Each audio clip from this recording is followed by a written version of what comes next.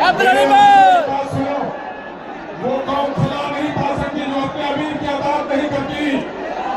یہاں پر یہ بھیڑ نہیں ہے، یہ جماعت ہے، اور جماعت امیر کی اطاعت کا نام ہے.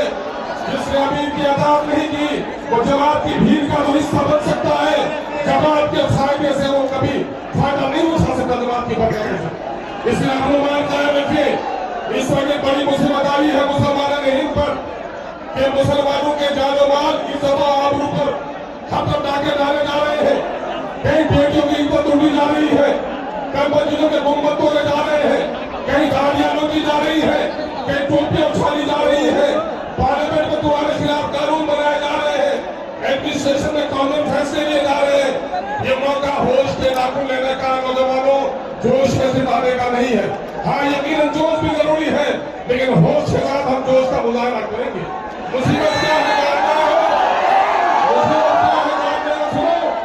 مصیبت یہ ہے کہ مودی جب سے آیا ہے مسلمانوں کو اس نے نشانہ بنایا ہے.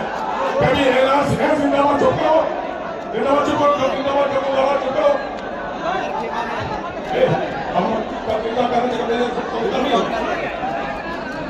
وقت کا کالا قانون سے پہلے یاد کرو، شریعت اسلامیہ کی روشنی میں طلاق کے قانون پر ڈاکہ ڈالنے کے کام کیا گا.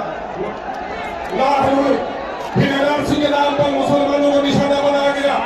جب آسام میں سہریانوں سے زیادہ غیر مسلمانوں کے پاس کاغذات نہیں ہے تو پھر وہ تھوڑی دیر کے لیے دم لیا اور انہوں نے بڑی تحقیق کے ساتھ یہ فیصلہ لیا ہے کہ مسلمانوں کی عظیم وراثت جو مسجد ہے، جو مقبرے ہیں، جو دینی درسگاہ ہے، جو مسافر خانے ہیں، جو قبرستان ہے، ان کو اجاڑا جائے. اس کالے قانون نے گویا مسلمانوں کی نہیں اسلام کی جڑیں اکھاڑنے کی سازش کی. ہم آزاد کرنے کے لیے آئے ہیں، اس ملک کی شرف کو بچانے کے لیے. ایک نہیں کروڑوں استغفر حاضر ہیں، ہم گردن کٹانے کو تیار ہیں. کہ اس ملک کے آئین کو بھی اگر کسی نے توڑنے کی کوشش کی، ایسے ظالموں کا پلہ ہی نہیں لوگوں گے، کیونکہ اپنی گردن کٹانے کے تیار ہیں. کہ مچھلی پانی کے بغیر زندہ رہ سکتی ہے، لیکن مسلمان شریعت اسلامیہ کے بغیر زندہ نہیں رہ سکتا. مسجدوں کو ہماری اوقاف کی جائیداد پر اگر کسی نے ڈاکہ ڈالنے کی کوشش کی تو اپنی گردنوں کو، لیکن خدا کے گھروں کو اجڑنے نہیں دیں گے.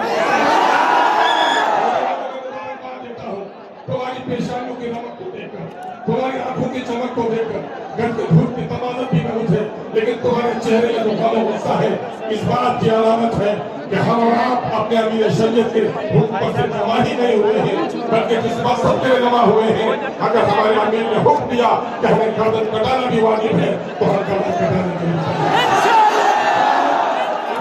چکے ہیں. دیوانے دنیا کو جگہ کے تم لیں گے، جینا ہے تو عزت سے جی لیں گے، ورنہ جان شہادت پی لیں گے.